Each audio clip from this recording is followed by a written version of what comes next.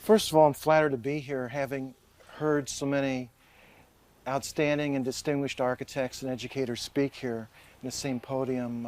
I'm humbled by this experience. What I want to do is give you an overview of our perspective on architecture, and then talk to you briefly about two projects. Copernicus Center, which just received a Distinguished Building Award from AIA Chicago, and there's a few images of it out in the in your gallery space. The other project is a church that we're currently doing that will go out for bid in midsummer of this year. We've kind of developed our philosophy. We've got an idea about our perspective on architecture. What we're striving to do in our buildings is to create a sense of place. It's important that the building itself reflect both the program of the users and its context, and so that these buildings are very much at home in their environment, and they make a powerful statement to the users. The other thing that's very important in our buildings is the idea of a sense of tradition.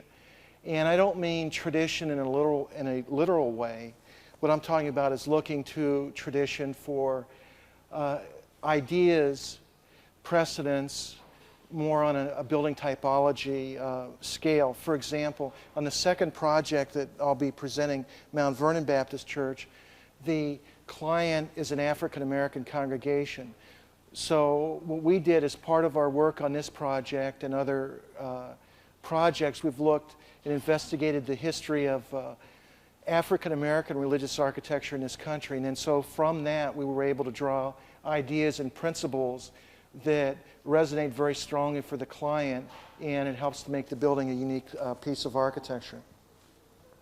The other constant in our work is the idea of space. Space is something that's very basic, and that a person with a very humble background can appreciate the power and the beauty of a cathedral nave.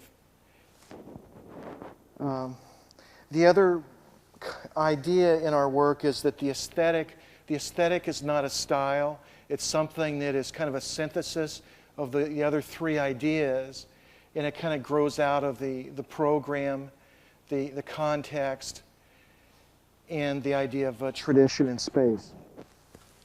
The first project is Copernicus Center. It's a very simple building.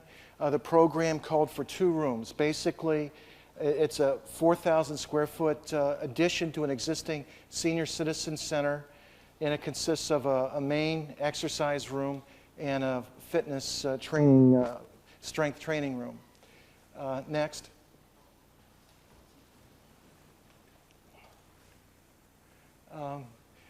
On your left, you can see the existing senior citizens building, and then our new addition fit into the right, and then the existing parking lot was maintained. When we first sat down and met with the users, we explained to them that the city was going to be building a fitness center for senior citizens. And they said, well, we don't want the building. And I said, well, that's interesting, why not? And they said, we come here to sit, eat, and socialize. We don't exercise. The other reason they didn't want the building is that it would block the natural light into their existing facility and the spaces that they use, so that was very important. And then the third reason they didn't want the building is that there was a veterans memorial where the city was thinking of locating the building. So we said, fine, let us think about it, and we'd like to meet again in a week. So we came back and we said that the main space is going to be a multi-purpose social hall, which, by the way, they could also exercise in, but we didn't tell them that because we had to keep the city happy. And then we addressed the issue of the natural light, and we created a more special place for the Vietnam Veterans Memorial, close to the entrance. And then we set it up so that they could come in and use their social space at night when at the present facility they couldn't do that. So with that, they said, all right, fine, we'll buy into this idea. But it's not for fitness, because we don't exercise. Next. The plan itself is very simple. The main hall is item number 1, and then there's a strength training room, which is shown as number 2. And then there's a circulation zone and mechanical zone that extends through the building, and it acts as a buffer between our new hall and the existing building. The existing windows were replaced with full glass light French doors so that the activity in their social hall periodically could spill out into the new addition. Next. This is a view of the building from Milwaukee Avenue. Their existing facility is to the right. And then our building is very simple. What we did, we took the program and kind of combined everything together into a simple mass. And we took this planar roof shape, and part of it was canted.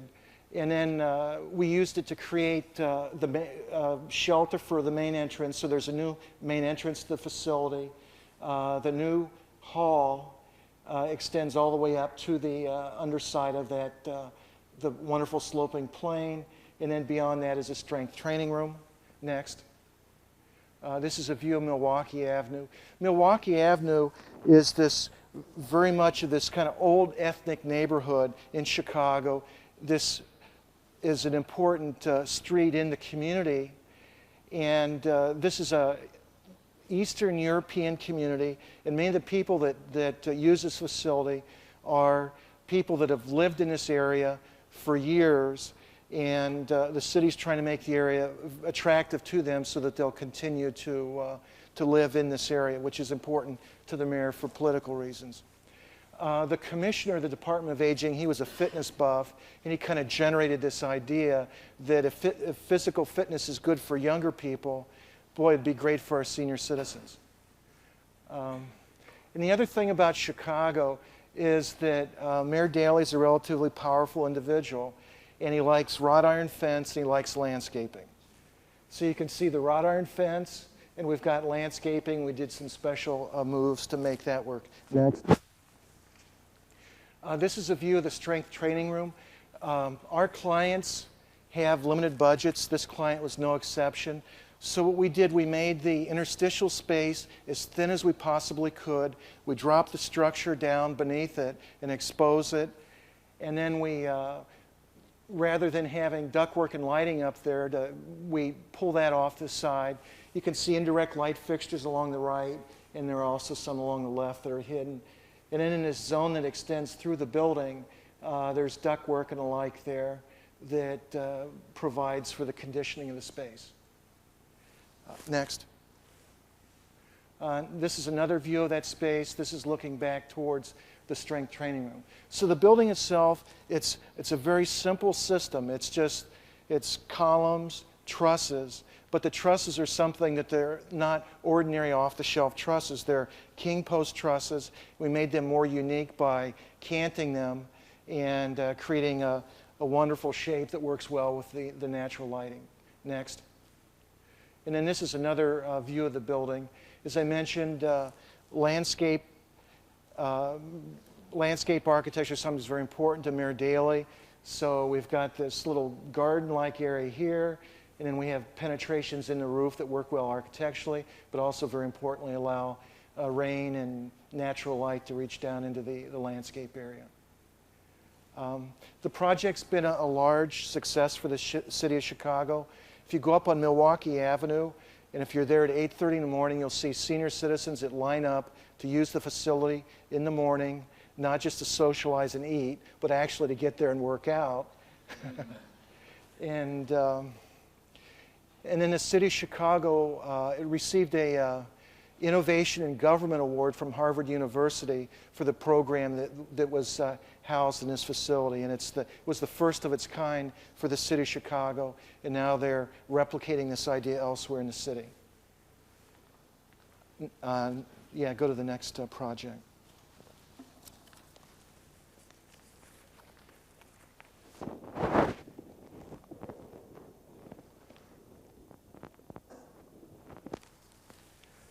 The next project is a project for an African American congregation on the west side of Chicago.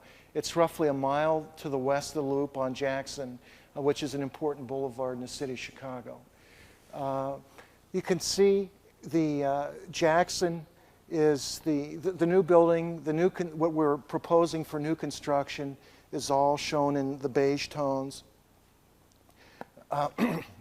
Existing buildings are in gray. And then you can see Jackson, which runs left and right. It runs underneath elevated railroad embankment. This is one of the first drawings that we did. Basically, it's showing the client a conceptual idea that the community needs more than just a new church and a new community center. So what we proposed is the church acquire vacant property from the city, because the city has programs like that. And so we want to do is repair the torn urban fabric. And so you can see the new construction that we're suggesting in the area. Our building consists of a church for 1,500 people and a new community center, and also it needs parking. So parking goes to the north. We pull the building out to the street line to recognize the significance of Jackson Boulevard in the history of Chicago and also in its physical nature today. And what happened then, the client, this kind of stimulated some thinking, and they were able to cut a deal with a developer that came in, is building the housing that we suggested. We weren't even hired as architect for that. That was just an idea that we put out there. And then that generated $300,000 cash up front for the new building, which the client liked a lot. Next. The building is loosely based on the idea of spirit houses, which are the original buildings that African Americans worshipped in this country. They're basically very humble, by and large, one-room buildings on plantations in the South.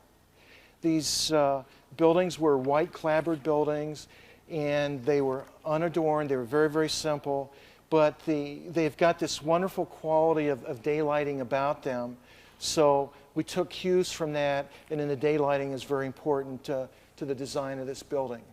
North is up. The foyer is to the right. You get the morning sunlight directly into the foyer. The foyer looks out into a courtyard, and then on the other side of the courtyard is the community center. So this courtyard space is this common outdoor room that works well for the community center and also for the church itself. The other idea that we had is that for African Americans, just their order of worship, their music ministry, it's not a static endeavor. It's something that's very dynamic. Therefore, what we did, we made up our minds early on, we were going to create this design that was as asymmetrical as we could possibly make it and still have the building function. The only orthogonal architecture in the main part of the building has to do with the platform, and then there's a center aisle.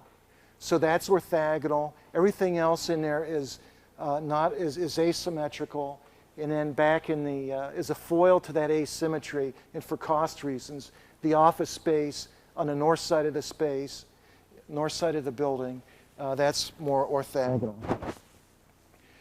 So as you come in, you can come in off the street. This is Jackson Boulevard. Okay, thank you. This is Jackson Boulevard here. The building is pulled out. This extends beyond the building setback line. This goes right up to the building setback line. So the massing works quite well in relation to the architecture of these old limestone row houses that help to define the street right here. So you come in off the street. There's this wonderful foyer gathering space. There's a lot of morning sunlight in the space. You can look out into the courtyard. And we recognize that people no longer just walk to a place of worship in the city of Chicago. They also drive. And so there's another entrance right here that relates to the parking lot to the north of the building. So as you come in, there's this wonderful foyer gathering space. There's a stair that takes you down to the lower level, and then a stair that takes you up to the balcony. The seating wraps around the platform, and consistent with our idea that the building wants to have an asymmetrical worship space, what we did, rather than having the choir located here, like, not the choir, but the musicians, they're not located here. We created a special place off the side for the musicians. So you've got the musicians, the choir, and then the pulpit on the platform. And then in their order of worship, baptistry is something that's really important. The baptistry is located right here, and there's generous daylight that comes down in this alcove-like space here that helps to highlight the baptistry. In their order of worship, they ask people to come forward. So what we did, we've got a balcony that just wraps around the space, and then part of the arm of the balcony extends down to the main level. So the people in the balcony are not isolated. And then on this side, we've got a stair that would allow people over here to come forward. So it's a different experience here than it would be for people coming forward down there. Next. This is a view of this is the community center. This is the phase 2 of the project. And phase 3 would be a new gymnasium. This piece of the project is being funded by the state of Illinois, and therefore, because of the separation of church and state, we had to have a clear distinction and separation between the worship building and then the new public community center. And so there's this enclosed walkway right here, which is the only link between the two. This kind of gives you an idea of the architecture. There's a series of planes that float horizontally and also vertically that become part of the aesthetic. And that grew out of the client's concern. They liked the daylight, but they didn't want uncontrolled daylight in there that would create a lot of glare. So we created very large overhangs that we made them as large as we physically possibly could. Next. This is a view of the main entrance right here. Here you can see the foyer gathering space. It's a 2-story space. It looks out into the courtyard. And then there are sunshades right here, and then likewise there are sunshades here. The idea is to control the sun for energy conservation purposes, and then the other advantage of it is that it gives the building more of a texture, and it has aesthetic benefits to it. On this project, we worked with Ove Arp's Boston office. They're wonderful structural engineers. They've done their London office works with Norman Foster, and they were superb people to deal with. So we worked with them on conceptual structural issues, and one of the things that we worked with them on early on, how do you do this horizontal sunshade that we really liked, that we really wanted? How do you do it in an economical manner? And so we came up with a very clever way of doing that was cost effective. This is the 2-story foyer gathering space.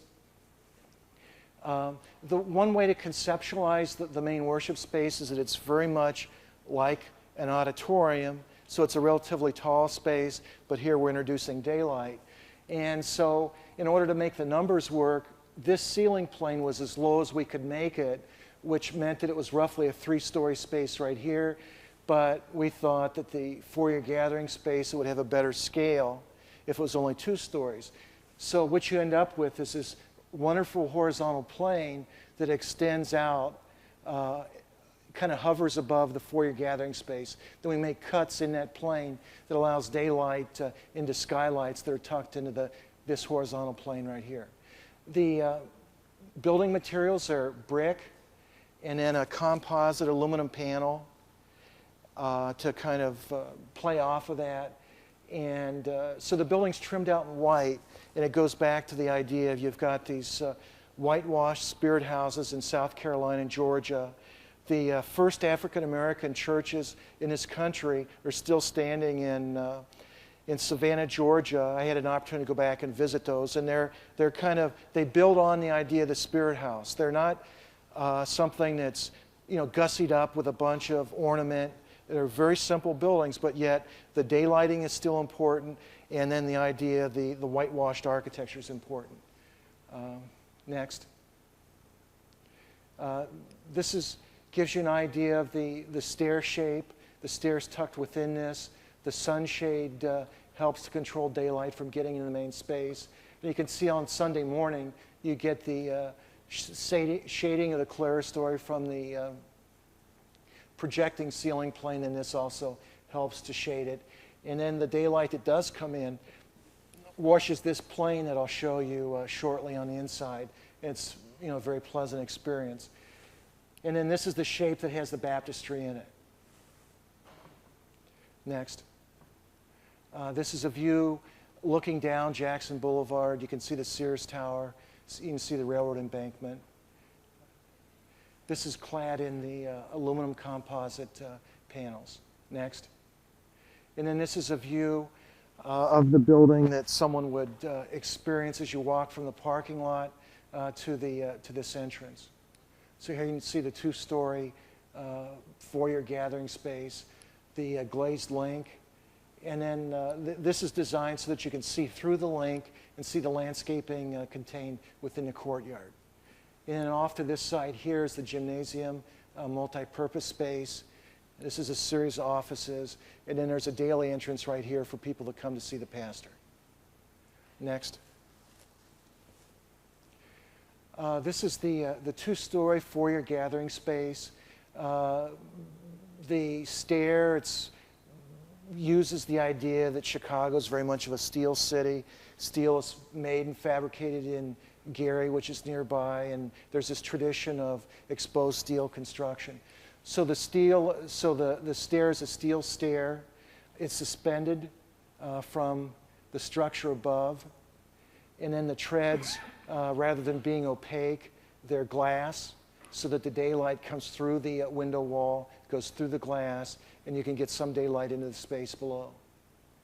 And then there's a bridge that goes from one side to the other, and then the walkway is here. There's a glass wall that's crenellated for acoustic purposes, and because we liked it aesthetically, that's right here. And it's all terrazzo. It's a very durable material, obviously. And then the other thing that as the project is being developed, what we're doing, we're looking to African cultural icons for clues about colored materials. So we're going to work in icons and color and some ideas from African culture into the overall scheme of the building. Next. And then this is a view of the space with the fan-shaped seating. The trusses, this is worked out with Ovarp's office. They're large king post trusses. We had a charrette in our office with an engineer from that firm, our staff, and then a local structural engineer. It was absolutely wonderful how quickly we could come to a really fine structural solution that's also cost effective. Because you could, with our clients, if we come up with something that is really wonderful, but it's not cost effective, it doesn't get built. We've got limited budgets to deal with, and we recognize that, and becomes an important part of what we do. So I could talk longer about what we did to make those cost effective, but for the sake of time, I won't. This is an exposed steel beam here that these trusses all rest on, tie into. So the structure becomes part of the aesthetic. It's not a building that's just slathered up with a bunch of ornament. There's a maple veneer plywood screen wall here, and then there's an opening. There's sliding doors here that open up, and then that would allow the baptistry to be visible, and then you'd see the daylight. The daylight would flood through there, and then you also get daylight in this area here. And then in the morning, you get sunlight, then it comes streaking across there. And then that's the other stair that takes you up to the upper level.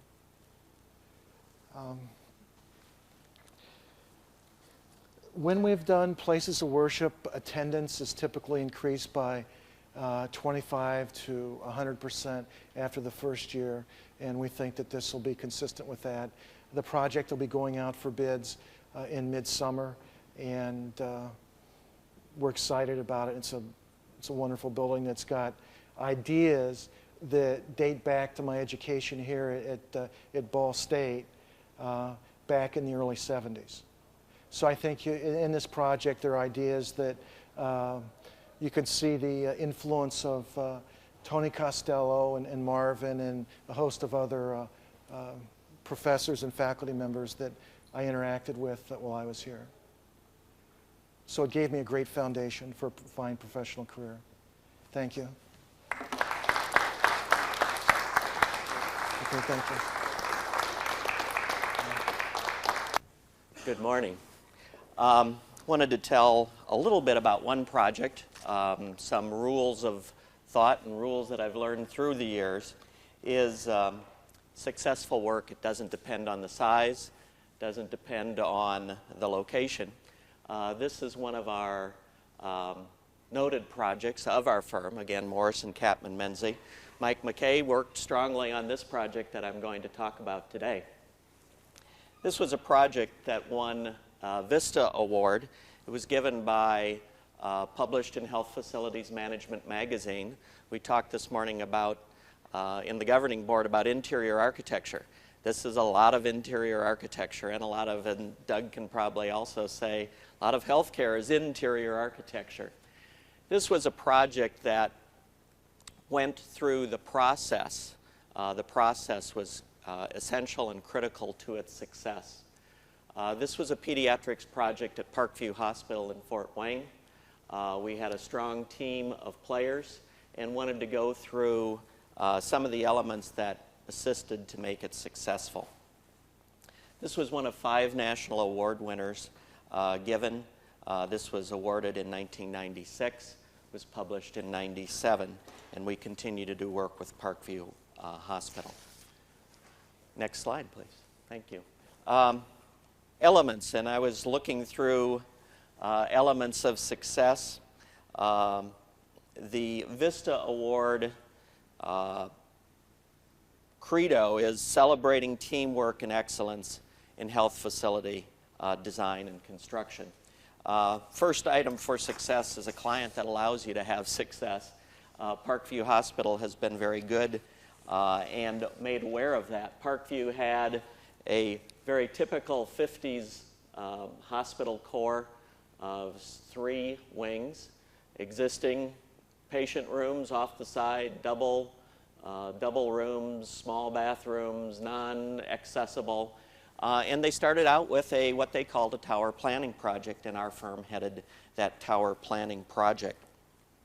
They incorporated in that tower planning team a contractor, interior designer from Ball State, in fact, who was a staff person at Parkview Hospital. Parkview actually had a child life specialist that concentrated in the needs of a child and a child in a hospital setting, and the department director. Next slide, please. Parkview allowed us to go as far as making a full-size room mock-up of the rooms that we were talking about. This patient room model has served as the basis for renovation in their existing tower, but also has been the footprint for the new facilities that they've added on to the north side of Fort Wayne. This was kind of the key point. The planning process, before we even had selected what I would call a receiving department, was that pediatrics was getting the new wing, has been the basis. A full-size room mock-up was made in an underutilized location, and then this was used as a model to tour groups through, to tour staff through, and support people. Also, it was used to tour families and former patients through the building, through this space. Included a bathroom, included the toilet on the wall, included door swings, moving in and out equipment and furniture from the other departments. Included a day bed. We did a lot of movement of equipment on the walls, from outlets to shelving to intercoms to gases, equipment, etc. And this was very helpful. We shifted angles. The bed became angled toward the wall. Accessibility was obviously an issue. Furniture placement was also an issue. And these things all helped to lend to success. Some of the simple things we found in the room were we moved away from rocking chairs. They looked great, but they pinch fingers. We moved to a platform rocker. Next slide. The new floor plan took essentially the same wing, what was previously one consistent corridor straight through, added, and this was the advantage of talking to all the support spaces involved with that project. The support spaces were the things that gained most dramatically in a healthcare setting, from how you handled clean equipment to how you handled soil equipment to really how you handled the family. One thing that was added into the mix was, as agonizing as it sounds, a safe place for the children to be treated, not in their own rooms, but actually down the hall in a treatment room. So to keep the patient's room, the child's room, a secure room, and a pleasant room for them to stay at. We really questioned everything that was considered throughout the design process, and that really made it a success. Next slide, please. The base room is, in fact, there's very few double rooms. They're mostly privates. Became really a study in details, from, again, outlets to access into the restroom to really discovering how healthcare now works today.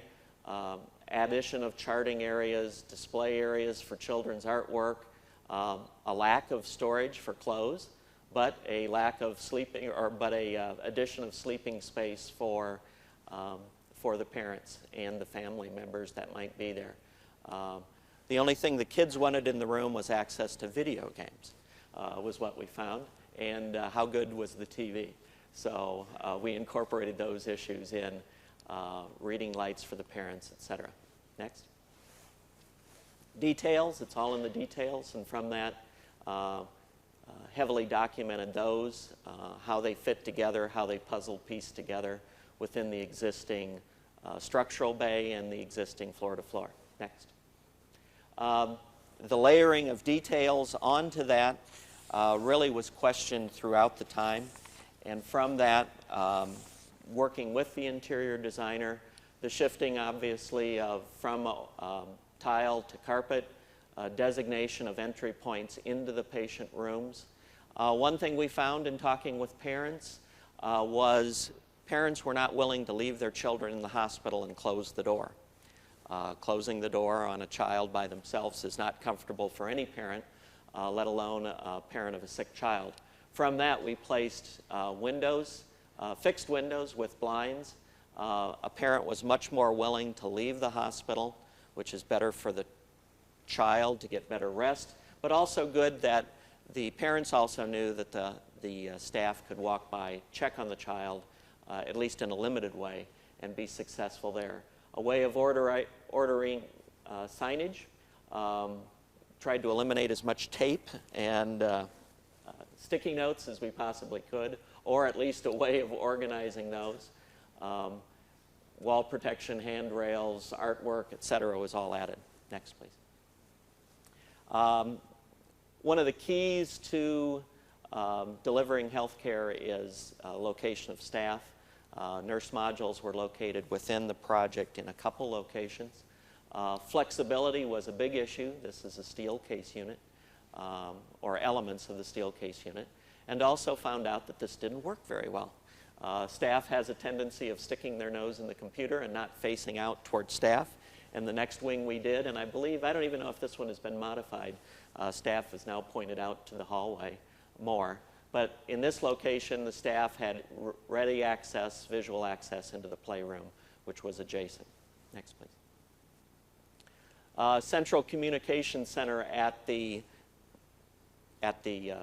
intersection of the corridors was a key to this design.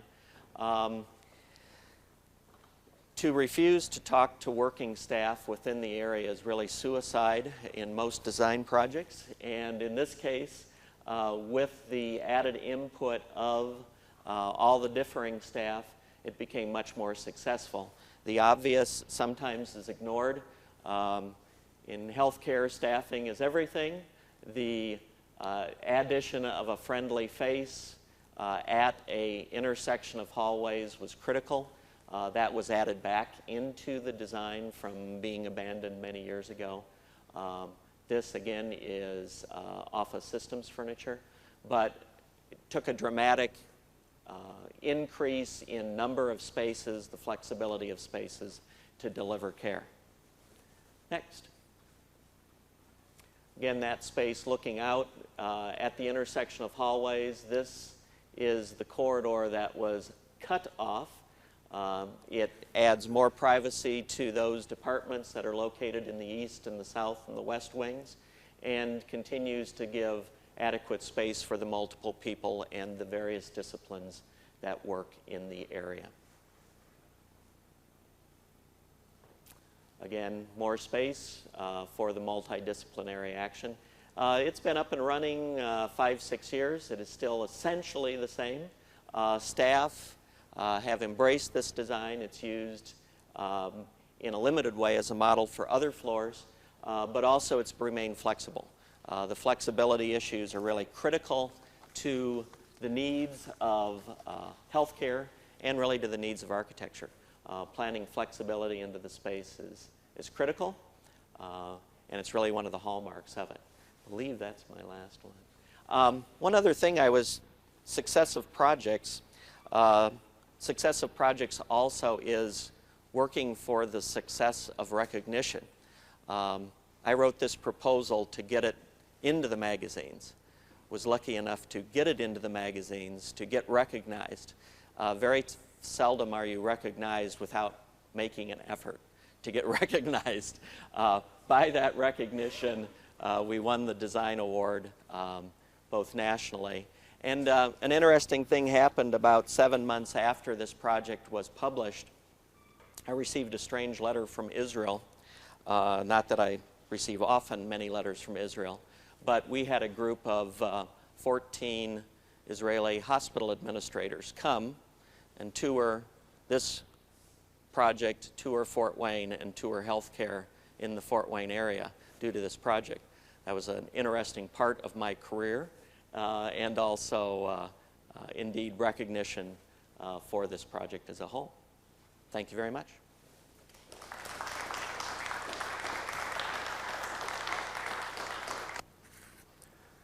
In 1973, I moved to an architectural firm that had 6 people, 5 or 6 people. That is indeed a small firm, still is considered a very small firm. And the firm was located in Indianapolis, and it was called Browning Day Associates. And it is in that firm that I still preside. When I joined the firm, I had no idea, and really, in fact, no intentions of ever being president of the firm. So indeed, that was quite a journey, going from 6 people in Broad Ripple to a firm size now moving around 70 individuals. And what an experience going from 6 to 70. And I will discuss some of that experience and insights in my presentation this morning. As I thought about what I should talk about this morning, I wanted to do 3 things. First of all, I wanted to be entertaining. Second of all, I wanted to talk about architecture, but most of all, I wanted to be understandable. And the notion of being understandable is goes back to a memory that I had in Emmons Auditorium watching Buckminster Fuller speak. And I remember that I was so excited about hearing him speak that I went to the front row, right in front of the podium. And he lectured for probably no, I would guess 30 minutes. Some of you were there and probably remember that evening. But I could not understand a single thing he was talking about. And I never felt so ignorant in all my life, because as a student, you know, in a collegiate institution, it gets pretty scary when you think about going to hear a lecturer and not understanding a thing that they've said. You think that there's something wrong with you. But as I later found out, I think that was kind of his hallmark in getting way out there and thinking beyond where anyone can comprehend. So on the notion of being entertaining, I have something for all of you this morning, and let's just think of this as a little bit of an appetizer as we all usually get hungry about this time in the morning. So I'm going to pass these out, and I want you to all nibble on these fortune cookies. Take one box, okay? And read your fortunes. I don't need to know. Pass these around. I don't need to know what your fortune is. Now, for those of you who thought that fortunes meant making a lot of money, you're wrong, because you don't make much money in this profession, as you all know. So the term fortunes up here has nothing to do with dollars and cents. And quite frankly, I'm relieved about that, and probably you are too. So I'm going to talk about 15 projects, 15 fortunes, and hopefully 15 minutes. So if we can go to the next slide. Being probably the oldest recipient this morning in the room, I think that gives me a lot of latitude. And the latitude that I'm taking this morning is that as we move through the profession of architecture within an office, or teaching, or as a product salesperson, whatever, you learn a lot of things. And I want to pass on some of that wisdom that I've learned, that I'm sure you have learned through the years that you've been practicing.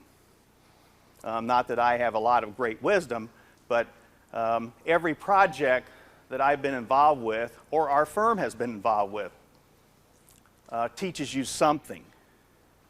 And I think it brings you some sort of fortune. It brings you some sort of insight into what you do with the next project, or what you do within the profession. And the first slide is very important to me because I experienced firsthand working on this project beginning in the early 1980s. And at that time, I wasn't very far out of school, so this was a scary project. And the reason I say knowledge is power for the fortune of this first slide is that to do this project right, which at that time was a $23 million major swim complex, a competitive swim complex, you had to gain a lot of knowledge about what had been done in the past, about what should be done in the future, and about how to make other people successful in the 4 aquatic sports if this project was going to succeed. Beyond that, when you were done with this project, and I think this can apply to any project, you carry away a certain handful of knowledge that allows you to be successful to get the next project. It's all about specialization and expertise. And I feel strongly about this fortune. Knowledge is power. And the only reason that I put this David Letterman quote in here is, this was indeed a scary project. There are 2 million gallons of water in this complex. All of the issues of holding that water in concrete walls are significant. The HVAC components that are in this space are absolutely incredible so that everything doesn't rust away. And I could go on and on and on about all of the details that make this project successful for me as a project manager at the time. We worked on this project for almost 2 years preparing for construction to start. Next slide, please. Surround yourself with talent. Very important. I have 4 other partners that are extremely talented. We're all very, very different. We all know each other's talents. We each know each other's weaknesses. And the way that we play upon each other's talents and indeed weaknesses, it makes our firm successful. And I can't say enough about the work of Jonathan Hess, which this represents in our office, particularly on this project. This project is the new control tower at the Indianapolis 500 track, and it was ultimately designed and constructed to serve the F1 facilities that were needed for the Grand Prix race, which was the first time 2 years ago since 1991. This will be an architectural record in May this year. But you have to be big enough as a person to surround yourself with people who are better than you are. If you can't do that, then you're not going to be able to rise to the success that you can as an individual within that organization. Okay. Be patient and be persistent. A lot of us are in pursuit of projects all the time. I try to stay out of Fort Wayne because we've tried to get projects there and haven't. And there's such strong architectural firms there and connections of those firms with the community that we just gave up and said, okay, we'll just practice in Indianapolis and other places around the United States. But as many of you know, you have to be persistent in order to get a project. And a lot of groundwork was laid 8 years before we actually received this commission for a new clubhouse on the northeast side of town that Joe's going to play at this summer, where I can beat him instead of him beating me. But being patient and being persistent pays off. That ultimately we were awarded this commission by being there, helping out with an advisory board that was a part of the club membership. And my partner, John Deerdorf, designed this wonderful facility that we're adding on to today. Okay. Learn the business of, and it's architecture that's hidden there, not learn the business of E. Well, everybody that's talked to me for any length of time knows that this is probably my pet peeve with regard to educational institutions for architecture. I felt woefully lost on many things once I started to practice architecture, and most of those things, they didn't have to do with design. I felt like that I could design anything, but what I had to learn the most about was the business of architecture, how to get work, how to balance the books, how to understand if you're making money or not making money. Those things became very, very important to me as a continual learning experience. And I can't say enough about that to our interns that are coming in, because the sooner that they learn the business of architecture, the sooner that they will be successful. The business of architecture and how it relates to this project, this is Circle Center Mall, which was completed about 5 years ago. It was a major joint venture, involved some 20 or 25 firms just to get this project done. It was design concept came from Stan Eckstad out of New York City. He was the designer of Battery Park, which was right near Ground Zero. But what was important about this project and learning that fortune was that as I talked to my joint venture partner with CSO Architects, we decided that the most important thing that we needed to accomplish at the completion of the project was to be in business, because the fees were so immense and the risks were so immense, because we had many clients to serve, an investment group, a City of Indianapolis entity, and a developer. that if we could just be in business when we were done, that would be the most important thing. So that's my fortune and wisdom with regard to that project and that thought. And Wayne Gretzky has some thoughts there too. Okay. Many people will lead you to success. Without a doubt, I think you are built on the shoulders of many people. And it starts right here at Ball State University. People will encourage you, professors will encourage you, you will be given opportunities while you're at school, and when you get out of school, many people will foster a relationship with you that will allow you to do wonderful things. You don't get anywhere with any commission without, as this quote says, standing on the shoulders of giants. There are many people that got there ahead of you that made it possible for you to create a wonderful piece of architecture. Okay. This is very important. Contribution back to community. And I don't think you get that at school. I don't think you get that right when you're out of school.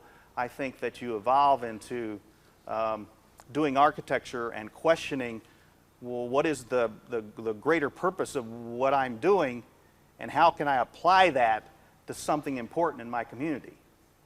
And for a couple of us in our company, using this as a specific example, and there are many within our firm, a couple of us were Eagle Scouts, and we are on the board of the Scouting Council, which is across 28 counties in middle Indiana.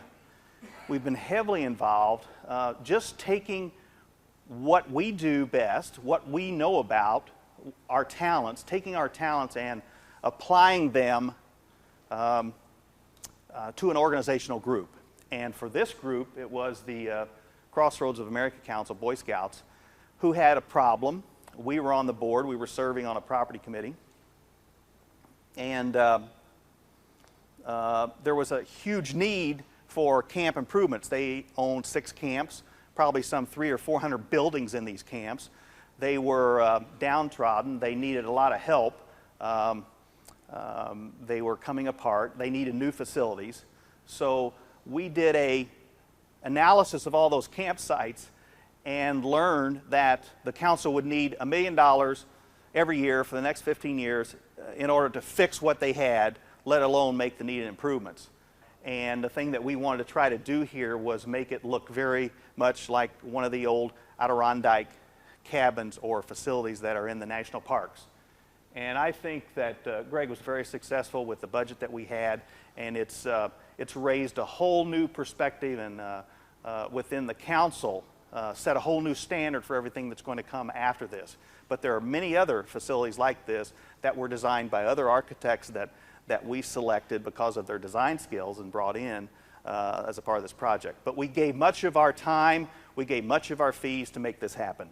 That's the key. Make the contribution, use your talents, and make things happen in your community. Okay. Do what is hard to do. I won't talk very much about this, but we pursued 3 projects for the Atlanta Olympics in 1996. We were successful on 2, and it was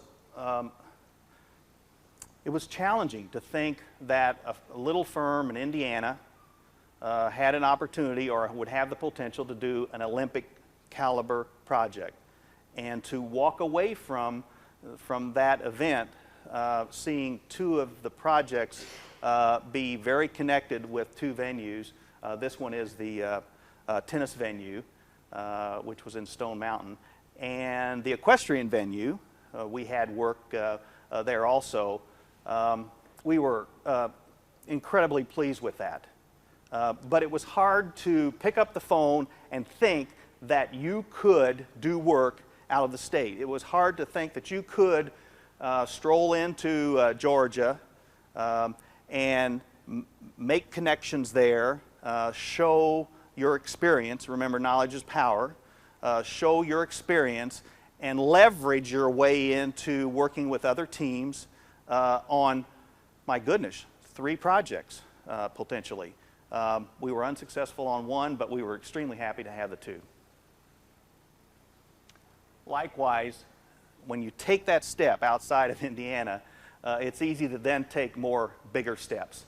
And by taking those steps, doing work in Canada or doing work in Mexico, doing work in Kuala Lumpur, you in fact make the world smaller.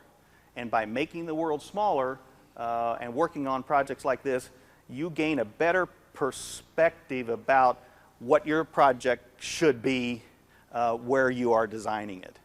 So that's kind of the next message, is make the world smaller, and you do that by being proactive rather than reactive. Okay. Take risks, learn from failures. As architects, we think we're perfect and we don't make mistakes. We do make mistakes. And one of the things that I tell our interns is that, because we give them a long rope, is that it's okay to make mistakes. Just come to one of the partners and talk about it, because everybody makes mistakes. And I remember the first mistake that I ever made, and it was really tough. It was absolutely devastating to hold that and not be able to talk about that to anybody.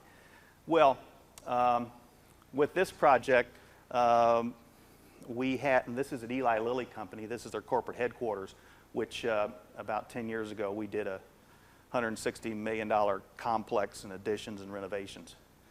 And when you get involved with a project like that, things happen. They don't always happen successfully. A few years after we completed the project, the owner said, well, we got a problem here.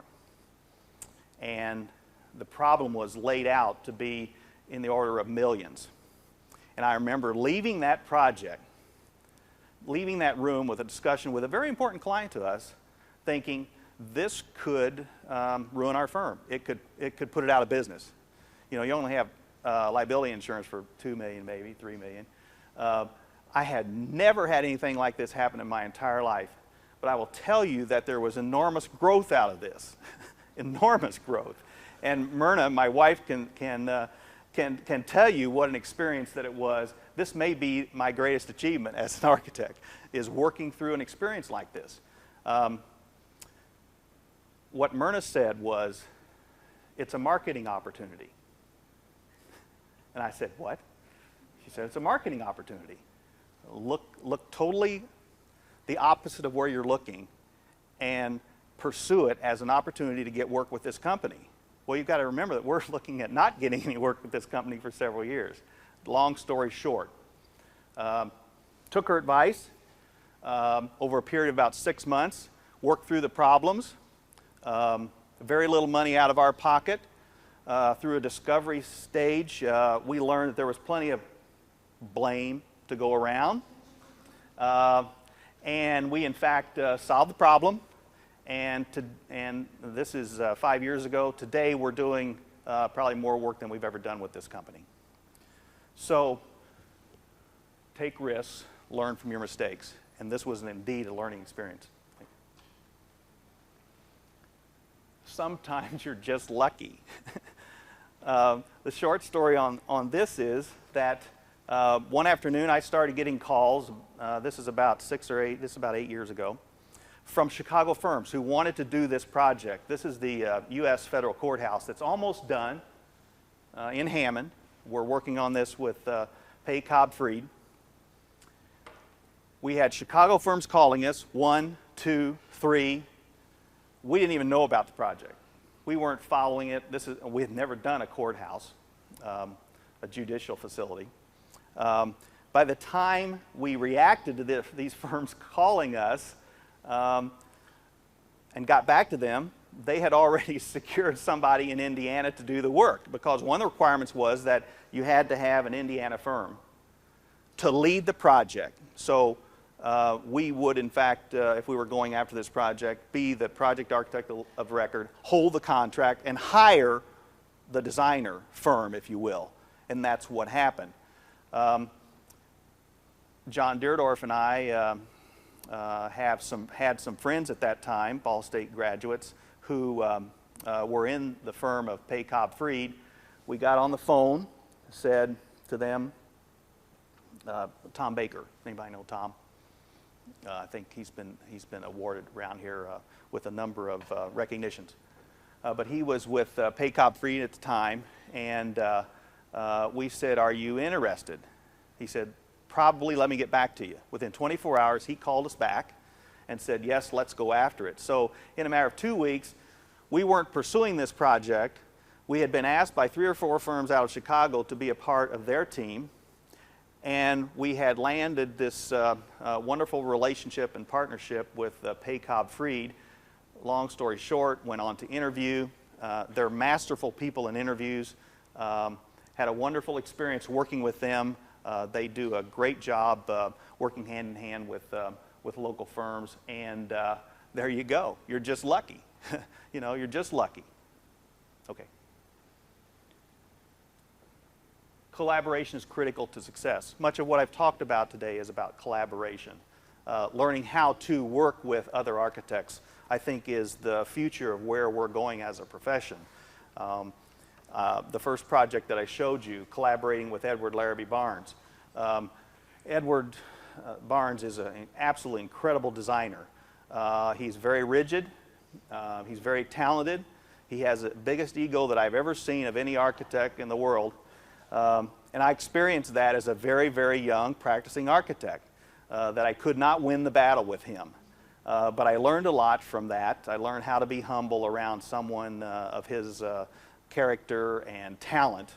But I think with all projects that we do as we go forward, we always think about about collaboration and who would best make the team, how you put that team together. And that's very important. And what does Truman say? He said, "It's amazing what you can accomplish if you do not care who gets the credit." Well, Ed cared who got the credit. He didn't want to give us any credit on the natatorium. But without our contributions, that project would not have been as successful as it was. And I think he recognized that after we were finished. Okay. Deliver more than expected. Very proud of this project at Ball State because we did do that. If any of you follow the cost numbers on for projects, one of the formulas or cost comparisons that are used when you build any arena is the cost per seat. And the arena has almost 12,000 seats, and the arena cost $17 million. If you look in any magazines, even not far after this was completed, the cost per seat is in the range of $3,500, $4,000, not unusual to be $5,000 per seat for a top-notch arena. Our arena, if you just do the math, I'm having trouble doing the math now, 17 million, 12, it's around $1,500 a seat. It's well half what you could have expected for an arena like this to be built at the time. Tony Costello helped us on this. In fact, Tony, your footprint, your diagram is what ultimately got extruded. Collaboration, very, very important. The university knows they got more than they expected. That's what most of our clients say. We got more than we expected. What better thing could a client say? Okay. Learn what you do better than anyone else, as an individual or as a firm. Greg Jacoby designed this complex, which is just completing now. A year ago, about 14 months ago, we started design. Doors will open in about 1 month. 15 months. Start of design to occupancy. Absolutely incredible. I mean, I'm still staggered by the notion of being able to get a project designed and built and occupied of this magnitude, $40 million in that short amount of time. Just staggering. But that's what Greg Jacoby, my partner, does better than anybody else. He brings people to the table. He finds out what their needs are. He marshals the forces, and he gets it done. And we all in this room do something better than anyone else. Once you discover what that is, that can be very important in how you move forward and practice architecture. Okay. learn how to write. Can't say enough about this. Probably in our firm of 70, we have maybe 3 good writers. If you can't write, I don't know how you exist in this world. And there's a good writing course here, or was when I was in school, probably one of the most important courses that I took that surprised me how I would use it later in life.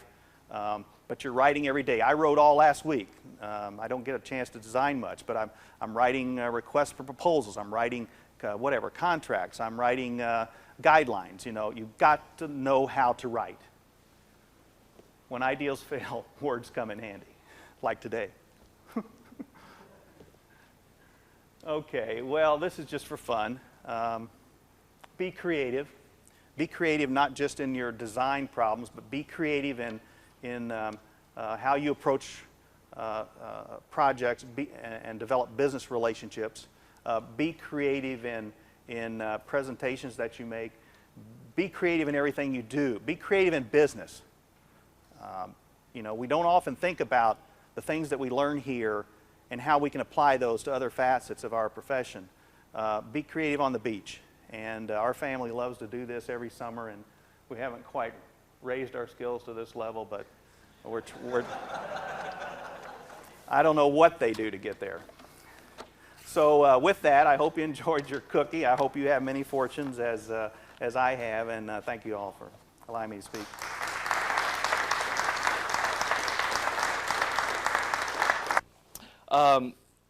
I'm going to talk a little bit about what I've been doing since I left Ball State. And just to tack on what Craig was talking about, one of his principles was sometimes you're just lucky.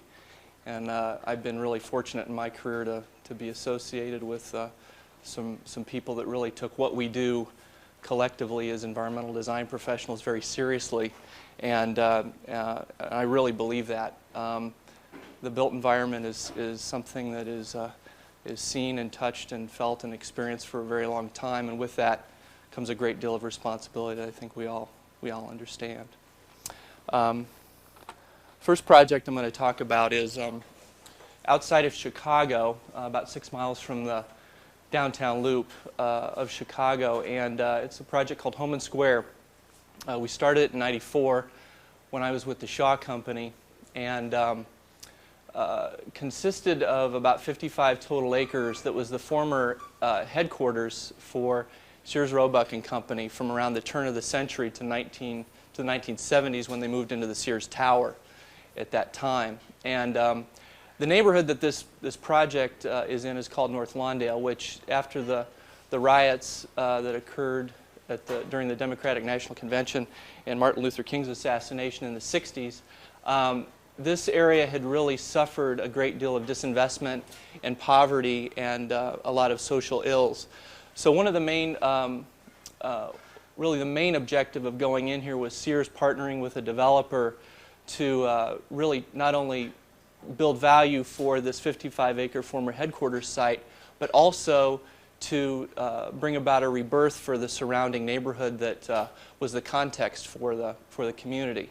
The strategy entailed bringing new affordable housing, both for sale and rental, as well as using adaptive reuse techniques for about 1 million square feet of existing commercial buildings to bring those into new commercial uses as well as institutional uses that would really serve as vessels for jobs. So it was really kind of a 3-tiered strategy: affordable housing, job opportunities, as well as community services and social services. What exists today is a community center building that you see here, and it's about a 28,000 square foot health and family pavilion. In addition, there's a 22,000 square foot YMCA preschool and daycare facility, a 39,000 square foot Chicago Park District rec center, and the commercial buildings also have, in these older commercial buildings, which date back to the turn of the century, now have about 50 small businesses that really operate in an incubator type environment. In total, there's been about $200 million worth of investment here, both innovative public and private sector financing sources, and really did indeed spur redevelopment in the whole North Lawndale community. This is some of the housing that the Shaw Company built. And we topped out at around $185,000 on the for sale. The lower end was about $85,000 with subsidized rental products at around $500 a month. So really wide range of home ownership opportunities. The next project I'm going to talk about is a community that the Shaw Company also did called Prairie Crossing, which is located about 45 miles northwest of Chicago's Loop.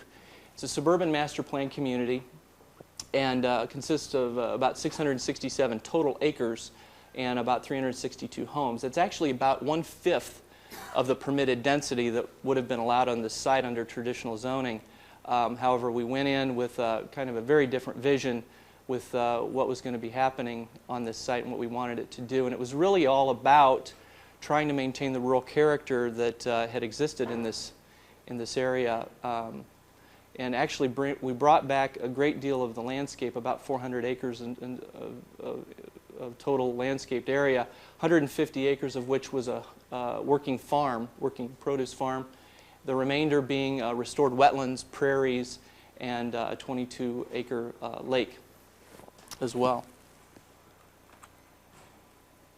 Some of the features that were highlighted in this particular project: green building, very strong energy conservation program in the residential construction. I mentioned the 150-acre working farm, which was held in a conservation easement. 10 miles of trails. Also had transit service available to downtown Chicago as well as O'Hare, and that was all tied in to the physical plan. Community-supported garden, stable, restored native landscapes. We also had a charter school as well, and some adaptive reuse of historic buildings that included a community barn that dated back to the 1880s, and we restored that and included a fitness center as well as a community building, and then the 22-acre lake and an innovative stormwater management system where the lake was actually a repository of all the stormwater that we were handling on the site, and actually it was a classic win-win of creating a solution that was both good for the developer and good for the environment. In lieu of a traditional curb and gutter storm sewer system, we used a natural sequential system of landscapes that produced a higher water quality in the lake and saved us about $1.2 million in infrastructure dollars over a conventional curb and gutter system. Examples of some of the housings: more of a traditional Illinois vernacular farmhouse style, real vibrant color palettes. Also had a neo-traditional town center with alleys and rear-loading garages, emphasis on the front porch and the community space that occurs there. This is an old one-room schoolhouse that was actually relocated to the site and restored, and now is the home of the charter school. So bringing that use back after it had actually been a single-family home for some time. That's the community center and barn that was restored on the site. And a lake overlook on the 22-acre lake. Third project I'm going to talk about was in Boise, Idaho. It's called Hidden Springs, rural master plan community of about 1,800 acres. And about 62% of the site is open space. And again, drawing on the historical use of the property, we brought back an 1880s farmstead that existed right at the center of the community. It had operated in different capacities, but its original purpose was to serve the mining camps that existed in and around the area with fresh produce. So we brought that use back, as well as preserved a lot of the foothill landscape that was up in here. In total, there's about a 900-foot elevation change on the property from its high point up here. So we concentrated development in the valley, and it included about 1,000 homes, as well as 100,000 square feet of town center and agricultural commercial that included a mercantile building, cafe, post office, library, sheriff's office, and fire station. Also used the conservation easement to protect that open space. That's been a really successful partnership where we've worked with a nonprofit to be the holder and the recipient of that easement to ensure that the open space that we want to maintain is protected in perpetuity and has a sustainable ongoing stewardship program associated with it. Similar program in terms of the restored native landscapes. Again, brought in the school as well. One of the things I've learned over the years, schools and churches, primary things that really seed a community and are really important in that upfront phase to help bring people together. Also had an innovative wastewater management system as well. This is the old original farmstead that existed on the property and still does. And in terms of location, this ridge, just over that ridge is the Boise metropolitan area, an MSA of about 400,000 people, which is about a third of the entire population of the state of Idaho. So Hidden Springs was actually about 10 miles from downtown Boise. Here's the village center area, and the farmstead you can see in green right over in here, and real undulating landscape, just like Indiana. This is the entrance to the community. You're coming down sort of a nice rural road, and sense of entry, we planted about 1,000 orchard trees of different varieties, again, drawing upon the agricultural history of the area. The stucco building over to the right is the fire station and sheriff's office that was done in partnership with the county officials. There's the fire station, sheriff's office. Mercantile building that was done by Methuen Partners out of Seattle, and actually was designed to have the evolution, or have the appearance of a community sort of evolving over time, with buildings of different textures and colors and patterns that grew with the ages. The brick building is the Mercantile General Store. Post office and a daycare facility are in the lower level. We had a loft apartment that's now operating as an office here. And then this building, which was designed really to be that old gas station that was subsequently converted to a cafe with the garage doors opening onto the patio, is indeed the cafe. And then there was office space for the developer up front. So true mixed use in a very tight, compact form. And here's the building with people around it, which is always good. Again, more of a neo-traditional town center plan. Alleys, rear-loading garages, more of the traditional architecture with the foothills of the Rockies rising up in the background. More of the streetscape.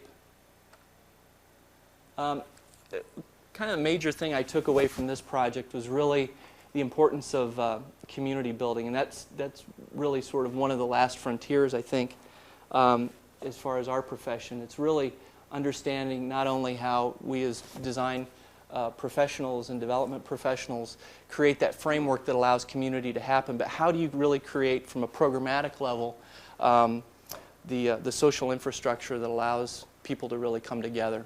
And we've really been exploring that a lot in the recent assignments I've had with McStain and some other assignments. But community building events and involving other public-private partnerships and strategic alliances was really key to this project's overall success. That's the preschool kids. Some of the kids from the charter school working on their children's garden. This is the wastewater treatment system. The community was really designed to be self-sustaining in large part, not only from a use standpoint with the different commercial and retail opportunities that were here, but also from an infrastructure standpoint. Given its proximity away from the main services from the city of Boise, as such, we created a wastewater reclamation system that used the reclaimed wastewater from the community for irrigation on the 150-acre working farm, as well as all the common areas. Boise gets about 11 inches of annual rainfall a year. It's really a semi-arid high desert climate, so irrigation was a primary concern in the whole development concept, and this was really, again, one of those win-win solutions. Next project I'm going to talk about is a recent one that we just started undertaking with Forest City Development. It's a redevelopment of the Stapleton International Airport in Denver. This community features, again, green building techniques, more of a traditional neighborhood master plan design. In total, it's about 4,700 acres. Actually, it's the largest urban redevelopment in the country at this time, and is programmed for about 10,000 homes and apartments with a diversity of housing types, densities, and prices. There's going to be about 1,200 acres of parks and open space, 10 million square feet of office, 3 million square feet of retail, schools, and existing nature centers on the property, as well as a community urban farm. In total, the project's going to build out over about 30 years and represent about $4 billion worth of investment. It's the master plan. The area we're developing right now is right here. This is really phase one that's in process now. This town center, this commercial area, is underway, as is this residential project. We started selling in January and sold. We're one of 7 builders on the project. I've got 2 product lines there right now, and we've been selling at a pace of about 40 a month. That's just our product. So there's been tremendous pent-up demand and a renewed interest in the inner city, not only in Denver, but I think that's really more of a national phenomenon too in some of the larger metropolitan areas. So we're very confident that this project is going to be a major part of our future for a number of years. And the developer, Forest City, has really engaged some exceptional talent to come to the table with design and planning solutions, and we're just really excited about what this project represents for us. Again, more of this theme of the traditional neighborhood architecture, traditional neighborhood design, emphasis on the public community spaces out in front of the homes, alleys, rear load garages, accessory units above the garages. Some of the new products we've designed, it's two different row home configurations. One is a brick, more of a Philadelphia sort of walk-up row. The other is more of a Spanish Mission style row home. This is some of our single-family products that we're building there as well. And the final project I'm going to talk about is called High Plains Village. And both Stapleton and High Plains Village I'm working on in conjunction with the McStain Neighborhoods, which is a Boulder-based master plan community developer and home builder. We've got 6 projects throughout the Denver Front Range right now and about 1,300 units in various stages of development. We sell about 500 homes a year, and it's about a $100 million a year company. This is the northern end of our spectrum, a 3,000-acre master plan called Centera, of which we're the co-developer and primary builder. The Centera actually extends further to the right, and our section, which is called High Plains Village, represents this area in yellow. A couple primary features here are a 275-acre protected open space area with these 2 reservoirs, again using a conservation easement type of a tool. We're also funding initially a startup High Plains Environmental Center that's a nonprofit environmental center, really focused on trying to help people understand how they can connect more with each other in their natural environment. So it's really going to become more of a learning laboratory and a central focal point for how this whole community really starts to interact not only together but with what's going on in the natural environment as well. There's 10 major parks throughout the community, central school site, as well as a traditional town center that we're going to be building right in here. In addition to a lot of big box commercial that's happening over here, there's also apartments and offices and really a community where you can live, work, shop, play, and learn all in one location. Some of the products, this is a condominium building. We're doing a small single-family cottage-style home, townhomes, and a larger single-family. Again, emphasis on the bringing people off the alley-loaded garages with accessory units and that type of configuration. Be happy to answer any questions at all. Thank you.